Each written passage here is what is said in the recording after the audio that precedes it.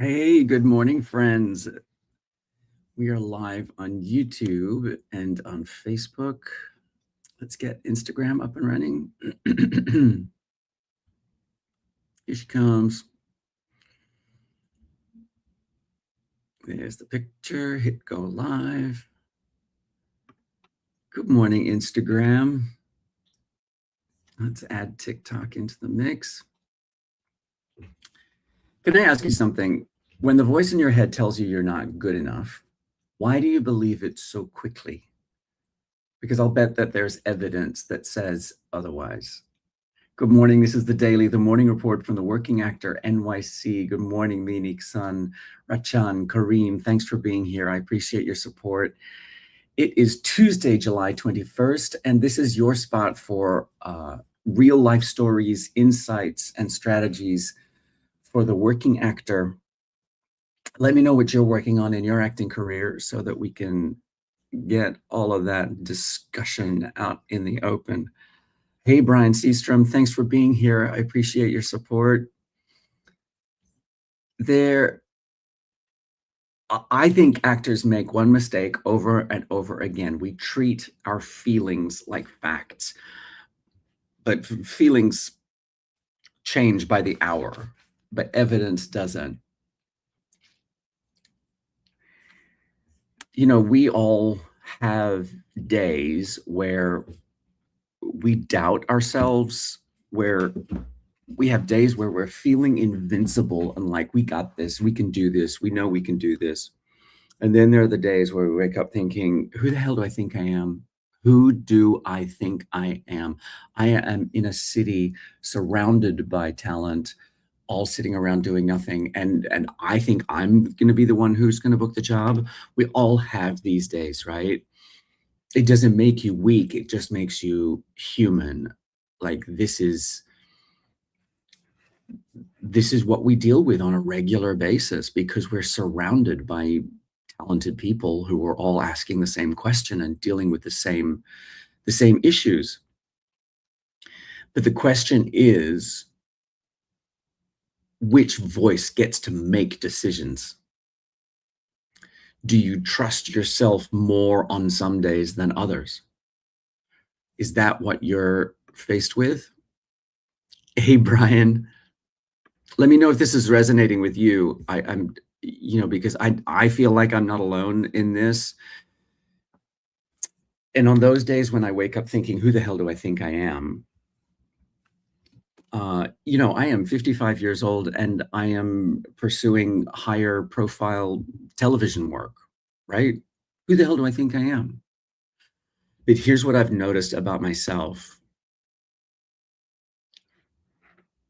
You know, there are those days where I feel like I'm not booking, I'm behind, I'm not improving, everyone else is doing it better, you know. But none of those are necessary, none of those thoughts, none of those feelings. Hey, Belensky, thanks for coming back. None of those thoughts, none of those feelings are supported by the facts. Your feelings are real. They're just not reliable. So I have something that I call the evidence file. I'm doing good, Belensky. How are things in Indonesia today?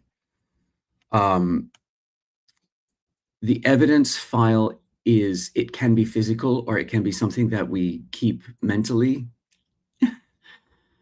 but it is, you know, the things that belong, like in my evidence file, for example, I have an email from a Broadway producer that you know, that you've heard of,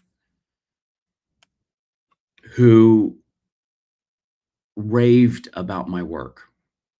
I had been an understudy for a high profile project and I got to go on for the lead for 9 performances, I think it was, because the lead got COVID and had to call out.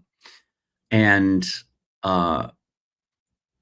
when that project was supposed to transfer to Broadway and ended up not transferring to Broadway because that lead couldn't make the deal work, I just emailed the producer and threw my hat into the ring. Like, what the hell do I have to lose, right? It was a moment I was really proud of. I literally said, I would do anything to bring this story to Broadway. And if you need me to jump in and play the lead, I will do that. And he wrote this really, really beautiful, supportive email saying, your interpretation of the role was so beautiful and so he loved it. I won't use his exact language, but he loved it. And so I keep that in my evidence file. Brian says our feelings are real, but we don't know the whole picture all the time, just our perspective. That's absolutely true. And I guess my point is I am trying to find ways to to find ways to decide which voice I get to make the decisions for that day. And one of the tools that I use is the evidence file. So in my evidence file, I have this email from a Broadway producer telling me how much he loved my interpretation of a role. I can be thrilled that I got, hey, Tamitome, thank you for being here. I appreciate your support. This is the daily, the morning report from the Working Actor NYC. Let me know what you're working on in your acting career. I remember being recently thrilled that I got a callback for a high-profile film. I was pinned for a high-profile film that's shooting at the moment. I had one line, I booked one line in a television series that was created by Steven Soderbergh. It was one line, like, it was one line. But Steven Soderbergh looked at my audition tape and said, "Yep, that guy." I mean, that goes in my evidence file. And it could be anything. It can be a booking, it can be a callback, it could be an email complimenting your work, it could be a casting director saying, "Great audition." It can be a director calling you in. It can be that tricky, difficult self-tape that's been giving you grief and getting it done. It can be showing up to class consistently. It can be the risks you've taken, the relationships you've built. I there Anything can go into your evidence file, but keep it close. It's just your reminder that your career has real, tangible evidence behind it. Hey, Brian, I'm glad this is making sense to you as well. Uh, what's interesting to me is why is one rejection louder than 10 successes? Why is it so easy to remember that one thing that we feel shame or guilt or embarrassment about than it is to remember the times when the Broadway producer did email you a compliment? That's what I find. Our brains replay criticism more vividly than encouragement. So my feeling is that we have to intentionally revisit the evidence that we've already learned. We know the evidence is there, but it takes more effort on our part to recall it and revisit it and let that be what makes the decisions for us. So the evidence file is how I do that. And so this whole sort of topic came out of a coaching session that I did yesterday because my client said to me, deep down, I know I can do it, which is such an interesting thing to say because if deep down you already know you can do it, you can succeed in whatever the task is for that day, then the question isn't about talent anymore. The question is which voice gets to lead the decision making for today. Does that make sense? It's like So that is when the evidence file becomes the thing that helps you lead from the person who knows that they can do it. The evidence file is steers you away from the voice that says, "Who the hell do I think I am?" and steers you back towards, "Deep down, I know I can do it."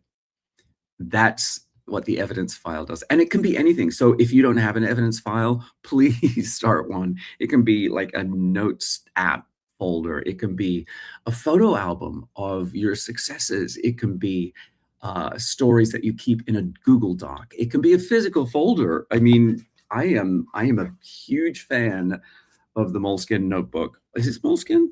Actually, this is not a Moleskine. This is a different brand. Um, Oh, no, this one is a Moleskine. Okay, I'm not lying. I think the next one I bought, because this is almost out of pages. So I bought a new one, which is not a Moleskine. But I really want to encourage you to legitimately remind yourself of that one piece of evidence that you've forgotten about momentarily or pushed to the side. Brian, do you have one of those? I would love to hear your success stories. What's the one piece of evidence that you have but don't keep present all the time? That's what I would love to talk about. That's what I would love to hear your takes on. What are the success stories? Because I just think being able to physically have them in a place where you can recall them and revisit them, that's what helps us get away from the voice that says, "Who the hell do I think I am?" All right, we got some hot topics over on TikTok. Boral says, "What can you say about celebs selling their souls and other stuff like clones?" Gosh, celebs selling their souls. I'm rewatching The Comeback at the moment, and it's such a Valerie Cherish is such an interesting character because we sort of recognize that person, but we don't know them. I don't know them. We sort of assume that celebrities are so desperate for attention, so desperate to be in the spotlight that we assume that they've sold their souls. Um, but I don't know what the reality of it is. But I am also a fan of using using the resources you have available to you. Celebrities may well have good reasons for selling their souls. I know that the celebrity ladder is changing, certainly here in the US. I'm not sure what it's like in other countries around the world, but I know that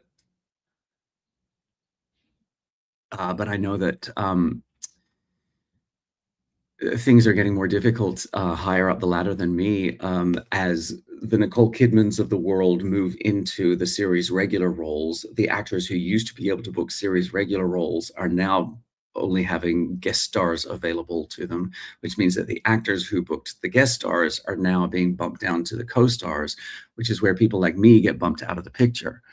And uh, like who was it? Um, Cheyenne Jackson. Cheyenne Jackson wasn't going to earn $25,000 in a year. This is a couple of years ago. Cheyenne Jackson hadn't booked enough television work to get his health insurance through the union and his family's health insurance through the union. And because in order to do that, you have to book $25,000 worth of work in that 12-month period, and he wasn't going to make it. So he called up Kathy Bates and said, "I'll take anything on Matlock. I'm just shy of the $25,000 and I will take anything on Matlock." So Cheyenne Jackson ended up having a 3-line co-star on Matlock just so that he could make his minimum to get equity, to get SAG-AFTRA health insurance. So who are the big people you've worked with? I've worked with a lot of Broadway celebrities, but I guess the biggest name that I've worked with is Jim Parsons, of course, the star of Big Bang Theory. Is it still possible to move as a writer or an actor to New York City and make it, even if it means holding down a job? Uh, Holding down a job and loving what you do. Um, uh, every day, somebody comes to New York City and makes it as a writer or an actor. And the interesting thing is the different ways that people find to make it. And you have to decide what making it is for yourself. It's interesting because my mom my mom said to me at the beginning of the year, she's like, "You haven't made it in television, have you?" And I'm like, "Mom, I have booked many co-stars, a couple of guest stars, a recurring role. I am on television. I don't know if that's making it or not." But to me, I could definitely point to those as successes. So I'm fascinated. I think we all have different interpretations of what making it means. Um, and the other thing I will say about even if it means holding down a job and loving what you do, I think almost every actor in New York City has to hold down a job in order to do the acting. Some people call it the side hustle, whatever that means to you. I or a parallel career, and we all find our own way to to keep the money flowing to support the acting career. I have been lucky enough to put ourselves in a house that we could afford where we have a rental apartment. So my side hustle is being a landlord. It's a lot of work. And you know, but that keeps just enough income coming in to supplement my meager acting income because I'm a working actor, not a name actor. So I don't know. Even the actors who are in long running shows have another job, whether that's teaching or coaching. That's what I'm thinking of. Even like the actors that I know who are in long running shows, all of them have income from another source. So it's no shame. There's no embarrassment. There's no shame in having another source of income. Every actor does it. There are very few actors I know who only get their income from acting and acting alone. I mean, I was thrilled when I was able to give up working in restaurants 10, 15 years ago now. My gosh, is it really that long? Because that was how between acting jobs, that's what I'd go back to. But these days, we have, I'm a landlord and I coach. I have coaching clients. If you're interested in coaching, you can click the Service Plus, fill out a form, and let's talk. Let's find out what we can do. So the question from Anthony Marathon Davis Jr., is it hard being a New York City actor? From some people's perspective, it might be hard, but I enjoy it. I enjoy the challenge. I enjoy the figuring it out. I can't think of what I do as hard because then I don't think I would do it anymore. Um, I enjoy it. Does that make any sense? Hi, friends. Hey, Sully. Thanks for being here. I support you. Thanks for being here. I appreciate your support. This is the daily. Wow. I'm not going to answer that question. Uh,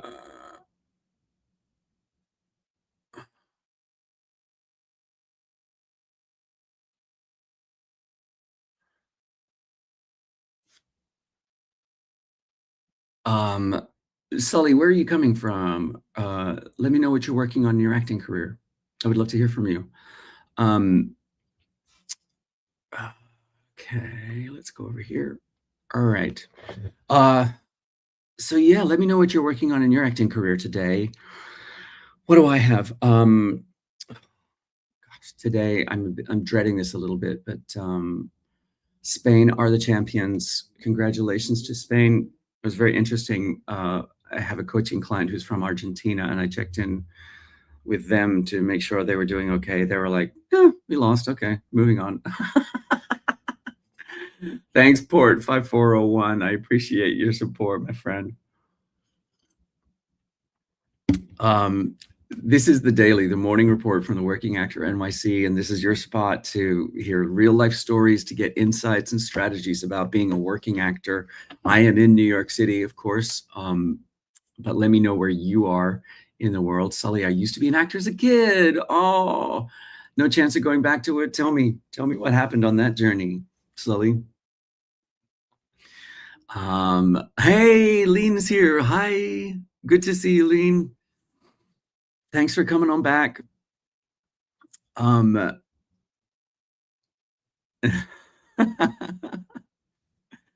Thank you. I appreciate it.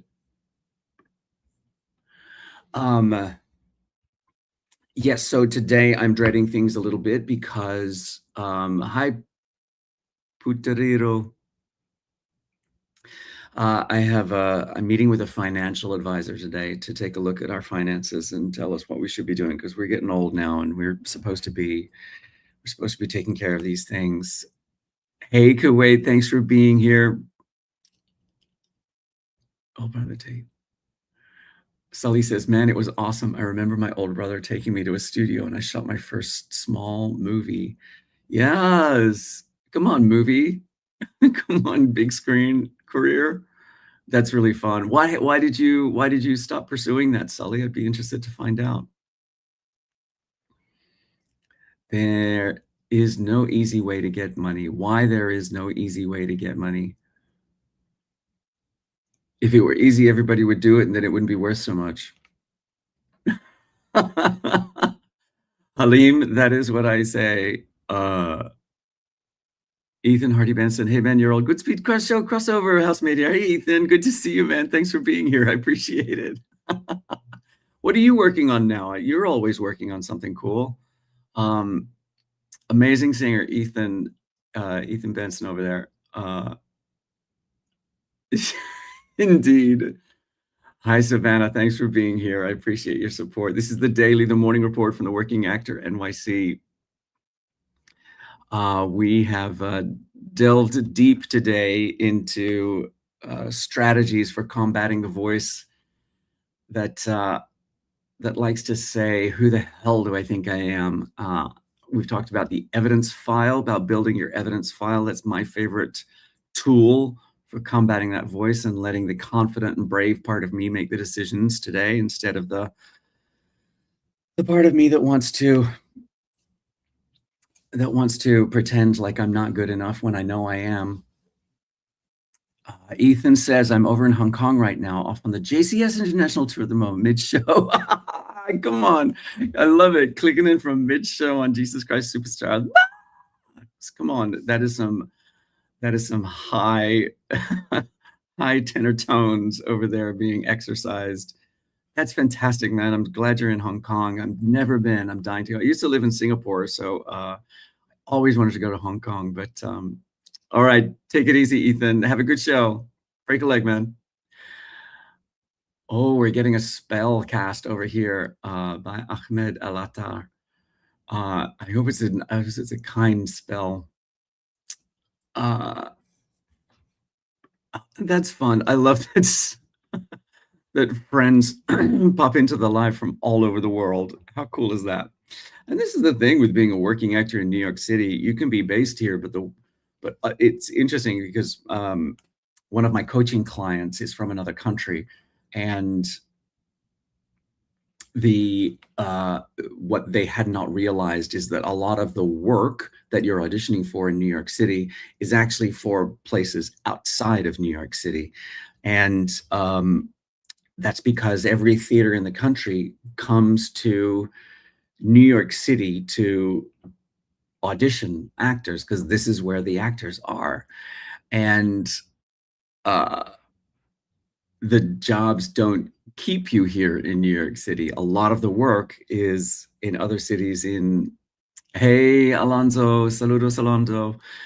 A lot of the work that you're auditioning for here in New York City is for regional theaters around the country and for international tours, like Ethan Benson over here, Ethan Hardy Benson, who is who messaged in from Jesus Christ Superstar International Tour, where they are currently in mid-show in Hong Kong. How cool. Hey, Mexico, thanks for being in the house. So yeah, I mean, I want to learn English by speaking with, oh, I've heard about this. Why USA way more modern than EU? Halim, I'm not certain that that's true. If you've ever taken the subway in New York City, it does not feel modern. It feels very old and run down. Uh, Whereas when I go home to Australia, I always sort of look at the trains there and think, this is so nice. It's so clean. Why is it so hard in New York City to get the subways so up to date and so modern? And I also, I don't know, what makes you say that, Halim? I'm interested what your points of comparison are. It would be interesting to, oh, thanks, Lean. It would be interesting to find out what your points of comparison are, because I don't know that the way the US deals with, I don't know, for example, healthcare is a more modern uh, system than they have in the EU World Cup. Ah, I see. I believe the World Cup was a organizational success. Uh, but having said that, I mean, matches were played in other countries other than the US. Matches were played in Canada. Matches were played in Mexico. So um, I think that it was a joint effort. But I'm very happy and proud for all of the organizational skills that went into producing such a successful World Cup. And congratulations to Spain. Um, and just now the stories are coming out that things that I'm disheartened about. Does anybody have any opinions about the refereeing of the Argentina-Egypt match? I'm only just now catching up on that news, so I'd be interested to know if you have saw that match and if you have feelings and opinions about it. Okay, PKJ FHJYYY. I've already made it, so thanks for being here. You screenshot the chat. Hi, Moon Guijar. I'm doing great. How are you?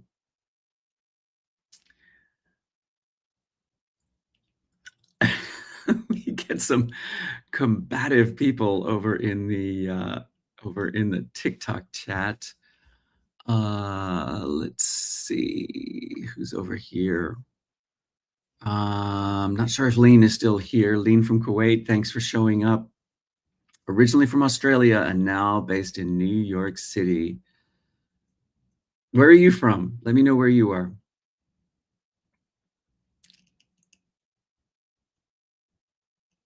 Oh, the Egyptian coach failed to manage the match. Jay from the Philippines is here. Hey, Jay, thanks for being here. Mungujar is from Pakistan. Awesome. Oh, this is cool. So we've had Hong Kong, Kuwait, Pakistan, Philippines, Indonesia. Where else? Where else are we coming in from? Ah, Chicago and Algeria. Oh, cool. I did not watch the match. Moaz Mohammed, I just heard the about the controversy. When was that match? How long ago was that match? Why are we just now hearing about it? How the uh, the French referee clearly leaning towards Argentina instead of Egypt. Are those decisions up to the coach to manage? I don't know. Ref wasn't fair. Yeah. The ref was not fair. That is what I'm learning now. I wish I'd been able to sort of join that conversation in real time, because if there's one thing, as a former kid who is bullied, I do not like unfair situations. I feel injustice pretty deeply. There's an author here in the US called Meta Wagner, and she created a system of creative personality types. And one of them is the advocate, who feels injustices very deeply, and that resonates with me. There are other creative artistic types, that personality types, that I resonate with more deeply, like the A-lister and the artisan, because I love working things out, and I'm a pretty big fan of being in the spotlight too. So those are the artistic types. But if you haven't heard of Meta Wagner, check out her system of creative personality types. All right, my friends, it has been fantastic spending this half hour with you. I will be right back here at 8 a.m. tomorrow. Let's get more into what you're working on in your acting career. Thanks for stopping by. And remember, wherever you are in your acting career, you got this. Keep going. I'll see you tomorrow at 8 a.m. All right, my friend.